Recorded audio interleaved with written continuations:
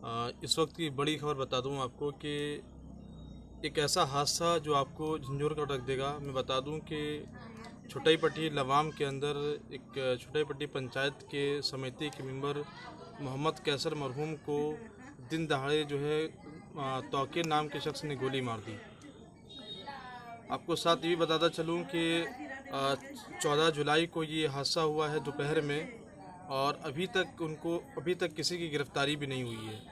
तहसीन उनका बड़ा बेटा है, उनका बयान आया है। उनका बयान ये है कि उन्होंने एसपी, एसएसपी और डीएसपी और एसएचओ तक तमाम लोग ये कह रहे हैं कि उनको आश्वासन दे रहे हैं कि गिरफ्तारी का, लेकिन अभी तक गिरफ्तार नहीं हुए हैं।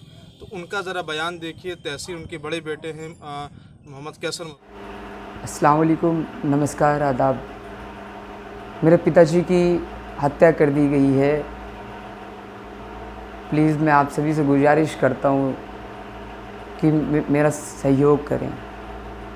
गांव के ही मेरे पापा छोटाईपट्टी पंचायत के पंचायत समिति सदस्य थे और निवासी दरभंगा लोआम गैरपुर के थे।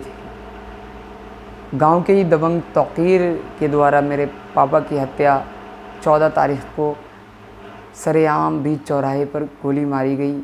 मुझ पर भी चलाई गई गोली, लेकिन तीतड़ बितड़ होने के कारण वो सफल नहीं हुए।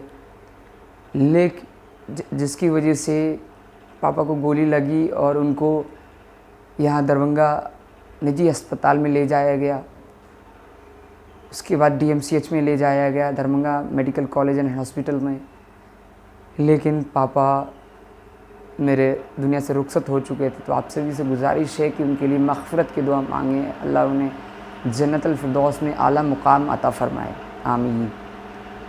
लेकिन बिहार पुलिस की बात करूं, दरभंगा पुलिस की बात करूं, सभी लोग आश्वासन दिए हैं, लेकिन अभी 3 दिन होने वाले हैं। 3 दिन होने वाले हैं, अभी तक कोई गिरफ्तारी नहीं हुई है। अभी नारायणपुर के मुखिया पर भी इस तरह की जो हमले हुए, बहुत बुरी तरह से उनको मारा गया। काश ये दरभंगा पुलिस, ये बिहार पुलिस अगर उस वक्त में स्ट्रिक्ट होती तो आज मेरे पिताजी की जान नहीं जाती। और ये सारा मामला प्रकाश में आने के बाद भी, चाहे हम एसपी सिटी की बात करें या पूरे आला दर्जे के अधिकारी के दरभंगा की बात करें, सभी लोग सिर्फ आश्वासन दे रहे हैं। जो आरोपी हैं जिसने मेरे पापा पे गोली चलाई, वो फरार है। अभी तक लगभग 3 दिन हो गए हैं। लॉकडाउन का समय चल रहा है, जगह जगह बैरिकेडिंग है, लेकिन अभी भी बिहार की पुलिस, दरभंगा की पुलिस, हमारा जो पूरा एरिया पड़ता है सदर थाने का, और पूरी दरभंगा की पुलिस अभी तक उस दबंग को, उस आरोपी को गिरफ्तार नहीं कर पाई है। मैं नीतीश कुमार जी से गुहार लगाता हूँ कि नीतीश कुमार जी, अगले साल ही इलेक्शन होने वाले हैं पंचायत वगैरह के, और इस तरह की हत्याएं कई हो चुकी हैं बिहार में। अगर आप पुलिस प्रशासन को स्ट्रिक्ट नहीं करेंगे तो इन दबंगों के हौसले बढ़ेंगे, इन दबंगों के हौसले बढ़ेंगे, और ये हमारे पूरे समाज के लिए ख़तरा है। आज मेरे पापा का इतिहास उठा के देख लीजिए। पिछले 5 साल सबसे पहला टर्म मेरी मम्मी का था पंचायत समिति सदस्य में, फिर लोगों ने उनके काम को सराहा, फिर पापा इस टर्म में थे और सीटिंग पंचायत समिति सदस्य थे। किसी से एक ज़रा सा गर्म लहजे में बात नहीं करते थे। वाकया एक छोटा सा पूरा प्लान था। मेरे मामा चौक की तरफ से आ रहे थे, उनका वो काम करते हैं, वहाँ से आ रहे थे वो दबंग के लड़के, और ख़ुद दबंग मेरे मामा का कॉलर पकड़ लेते हैं। इस बात की जानकारी देने के लिए मेरे मामा पापा को बोलते हैं चौक पर। मेरे पापा बड़े लहजे में, बहुत प्यार से लहजे में उस लड़के से आके बोलते हैं कि बाबू, बड़े छोटे की तमीज़ ज़रूर करनी चाहिए। फिर पापा ये कह के चले जाते हैं। फिर उसके बाद ये लोग पूरा प्लान वे में आते हैं हमारे चौक पे, और पूरा बिल्कुल पिस्टल वगैरह के साथ आते हैं और हमें बिल्कुल आगे फायर करने की कोशिश करते हैं, जिसमें तौकीर में गोली चलाकर मेरे पापा को गोली मारी है। और उसके अलावा उसका जो बेटा है मोहम्मद फैसल और नैयर, उन्होंने भी गोली हम पर फायर की, लेकिन हम लोग तितर बितर होने के कारण बच गए। उसके साथ साथ पूरा ग्रुप जो है, शम्स आलम, ये बद्र आलम, ये सारा ग्रुप है यहाँ पर। और तौकीर की बात करो, जो मेन जिसकी गोली से मेरे पापा का इंतकाल हुआ है, वो पहले भी आर्म्स एक्ट में उनके ख़िलाफ़ मामला दर्ज है, लेकिन दरभंगा पुलिस, शर्म करनी चाहिए।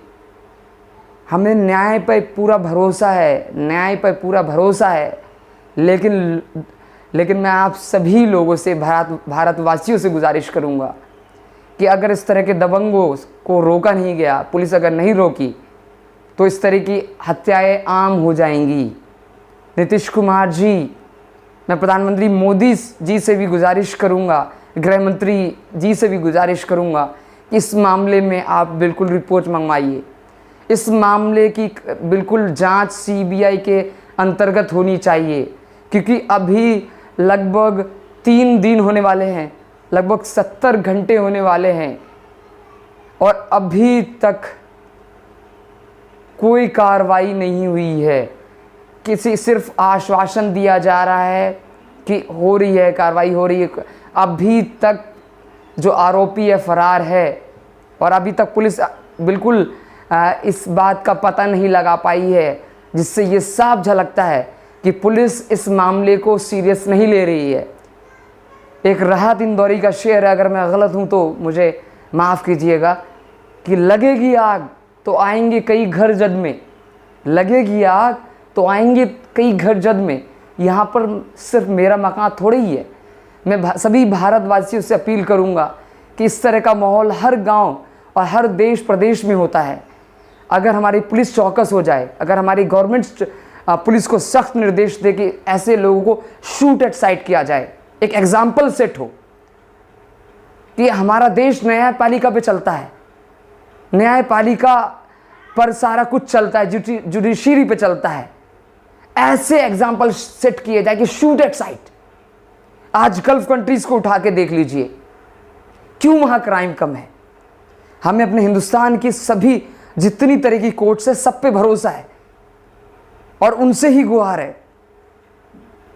मैं निचली अदालत, पटना हाई कोर्ट और सुप्रीम कोर्ट, सभी अदालत से गुजारिश करूंगा, सभी गणमान्य न्यायाधीश से गुजारिश करूंगा, सभी पुलिस महकमे के अधिकारी से गुजारिश करूंगा, जब कोई भी जितने भी पत्रकार समुदाय हैं दरभंगा से और Bihar based journalist, India based journalist, international based journalist, उन सभी से गुजारिश करूंगा कि मैं खुद आपके समुदाय से हूं, पत्रकार समुदाय से। पत्रकारिता एक सोशल सर्विस है। पत्रकारिता के माध्यम से कैसे हमें एक समाज को सींचे, यह भी लोकतंत्र का एक चौथा स्तंभ है। आज इन सभी दबंगों के खिलाफ पूरे जो आम जनमानस, पत्रकार समुदाय, पुलिस प्रशासन, जुडिशरी, सभी नेतागण, सभी पार्टी अगर एक साथ नहीं खड़े होते हैं तो समाज का ताना बाना ऐसे ही बिगड़ता रहेगा, और ऐसे ही निर्दोष लोग जाते रहेंगे और दबंगों का हौसला बुलंद होता रहेगा। लेकिन मैं सवाल करता हूं कि आखिर कब तक हम इन दबंगों का हौसला बुलंद होने देंगे? आखिर कितनी जानें जाएंगी? पुलिस सही से कार्रवाई क्यों नहीं कर रही है?